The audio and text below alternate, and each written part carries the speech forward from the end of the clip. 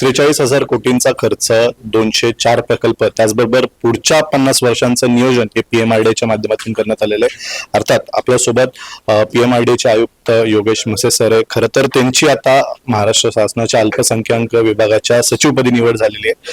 Sir, खरं तर कमी कालावधी तुम्हाला मिळाला, मात्र जेवढं देण्याचा प्रयत्न केला तुम्ही तेवढं सगळं काम त्या ठिकाणी झालेलं आहे. एकंदरीत आपण पाहतोय आता तुमची निवड झालेली अल्पसंख्याक विभागाच्या सचिवपदी. काय एकंदरीत सांगाल, एकंदरीत अनुभव कसा होता? पीएमआरडी मध्ये काम करण्याचा अनुभव माझा उत्तमच होता. हे खूप मोठा आवाका असलेलं हे कार्यालय आहे किंवा एक प्राधिकरण आहे. तुम्हाला असं संकुचित विचार करून चालत नाही. व्यापकदृष्ट्या या संपूर्ण विकासाकडे पाहायला लागतं आणि निश्चितपणे एवढा मोठे प्रकल्प जेव्हा आम्ही मान्यतेसाठी सादर केले आणि त्याचा विचार केला तर त्यावेळी लार्जर गुड म्हणजे समाजाचं विकास हेच डोळ्यासमोर ठेवून केलेलं होतं. आपण प्रकल्पांची यादी जर का पाहिली तर आपलं असं लक्षात येईल की हे पर्यावरण, आरोग्य आणि परिवहन या 3 विषयांना खूप मोठं प्राधान्य पीएमआरडीने दिलेलं आहे. म्हणजे नागरी जीवनमान सुसह्य व्हावं किंवा चांगलं व्हावं हा मूलभूत किंवा मुख्य उद्दिष्ट आम्ही आतापर्यंत ठेवलेलं आहे आणि भविष्यामध्ये सुद्धा त्याची कास धरूनच आम्हाला पुढे जायला लागणार. पीएमआरडीए मध्ये खरं तर सर्वात मोठा प्रकल्प हा रिंग रोडचा होता. अनेक वर्षांपासून त्याचं काम सुरू होतं. मार्गी लागलाय प्रश्न हजारो कोटीचा त्या ठिकाणी जे आहे पैशाचा खर्च होणार आहे. एकंदरीत काय सांगाल याबद्दल? कशा पद्धतीने जे आहे रिंग रोडचं काम सध्या सुरू आहे? रिंग रोडचं आता आपण जर पाहिलं बऱ्यापैकी भूसंपादनाचा आपण पुढचा टप्पा किंवा पल्ला गाठलेला आहे. शेतकऱ्यांचे पैसे द्यायला आपण सुरुवात केली आहे. जिल्हाधिकाऱ्यांकडे थेट खरेदीचे प्रस्ताव पूर्वीच दाखल केलेले होते. पेमेंट आता शेतकऱ्यांची सुरुवात केली आहे. रिंग रोडच्या पेक्षा मोठे काही प्रकल्प आता पीएमआरडी कडे येऊ घातलेले आहेत. तर नजीकच्या काळामध्ये जसं जसं ते पेपरला त्याचे टेंडर नोटिसेस येतील ते आपल्याला पाहायला मिळेल. हा जो काही आकडा आपण म्हणता 42,000 कोटीचा आता हा फार पुढे गेलेला आपल्याला पाहायला मिळेल आणि त्याच्यातनं एकूणच पीएमआरचं काय म्हणता विकसन हे उद्दिष्ट पीएमआरडीने डोक्यात ठेवलेलं आहे. मध्यंतरी हिंजवडीचा प्रश्न फार ज्वलंत झाला होता. त्या ठिकाणी आपण जर पाहिलं तर पीएमआरडी असेल, इतर अधिकारी असेल, पिंपरी चिंचवड महानगरपालिका सगळ्यांवर मोठं जे आहे प्रेशर होतं. स्वतः उपमुख्यमंत्री, दिवंगत उपमुख्यमंत्री अजित पवार त्या ठिकाणी यायचे, सकाळची पाहणी करायचे. एकंदरीत काय तो प्रसंग होता, कशा पद्धतीने ते काम मार्गी लागलं? खरं तर ह्यामध्ये मोठे चॅलेंजेस फेस करावे लागत होते. हिंजवडी आणि चाकण हे 2 ठिकाणं जे आहेत त्यांचं महत्व किती हे मी वेळा सांगण्याची गरज नाही आहे. मुख्यमंत्री महोदय आणि उपमुख्यमंत्री महोदय दोघांनी या दोन्ही सेंटर्सकडे खूप बारकाईने लक्ष घातलं. अनेक बैठका त्यांनी घेतल्या आणि प्रत्यक्ष जागेवरती सकाळी किंवा पहाटे 6 वाजता येऊन कामांची पाहणी केली.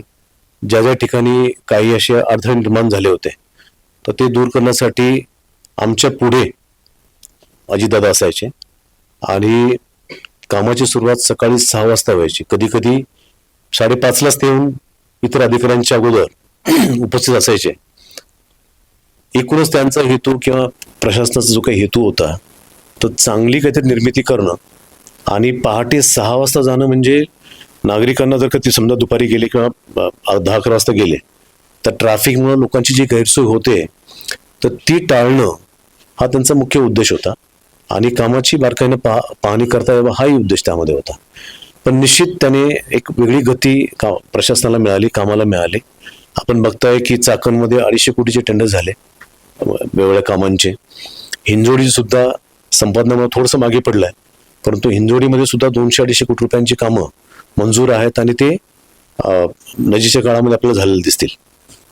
हिंजवडी, चाकण याच्यासारखी इतर अनेक म्हणजे कामं आहेत किंवा कामांची यादी आहे जे तुम्हाला पुढच्या काही काळामध्ये झालेलं पाहायला मिळेल.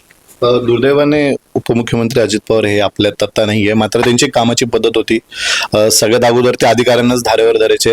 तुमच्यासोबतच पत्रकारांची देखील सकाळची ड्रिल व्हायची, सकाळी 6 वाजता फील्डवर असायचे. एकंदरीत काय वाटतं, दादा आता नसल्याने अनेक वेळा तुम्ही सोबत सकाळी पाहणी करायला जायचा, त्या ठिकाणी मार्ग काढायचा प्रयत्न करायचा, मात्र आता ते नाही. एकंदरीत काय त्यांची उणीव जाणवते तुम्हाला? शब्दांमध्ये कसं व्यक्त करायचं ते असे 32 वर्षांचा त्यांचा दादा आम्ही सगळे त्यांच्या राजकारणाची सुरुवात आणि आमच्या प्रशासनाची सुरुवात एकाच वेळी झालेली आहे.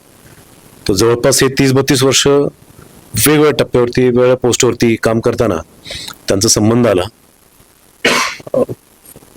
फार कठीण आहे, काय बोलणार. निश्चित PMID मध्ये मोठं योगदान तुम्ही दिलेलं आहे. जसं सांगितलं की नेहमीच बारीक बारीक गोष्टीकडे तुम्ही लक्ष दिलेलं आहे. आता मायनॉरिटी विभागात तुमची सचिवपदी निवड झाली आहे. काय एकंदरीत चॅलेंजेस वाटतात? नवीन संधी पुन्हा मिळाल्या, अनेक वेळात अनेक वेगवेगळ्या विभागात तुम्ही काम केलेलं आहे, काय सांगाल? त्या पदावरती काम करण्यासाठी संधी मिळाली, खरं तर हीच मोठी गोष्ट आहे. आणि माझ्यावरती शासनाने विश्वास टाकला आहे, ती मी माझ्या पाठीवरची थाप आहे असं मानतो. काम काय आहे हे प्रत्यक्ष गेल्याशिवाय कळणार नाही, पण जे काय असेल चांगलं करणार. निश्चित सर, तुम्हाला आपल्या हाऊसकडनं खूप खूप शुभेच्छा. आपल्यासोबत योगेश म्हसे सर होते, PMIDचे आयुक्त म्हणून त्यांनी काम केलेले. मात्र फार कमी वेळातच हजारो कोटींच्या प्रकल्पामध्ये जे आहे त्यांनी बारकाईने लक्ष दिलेलं आहे. आणि नुकतीच त्यांची आता जर आपण पाहिलं तर अल्पसंख्याक विभागाच्या सचिवपदी त्यांची निवड झालेली आहे. व्हिडिओ जर्नलिस्ट भानदास शिवराय, प्रसन्न तरडे, आपला आवाज, पिंपरी चिंचवड.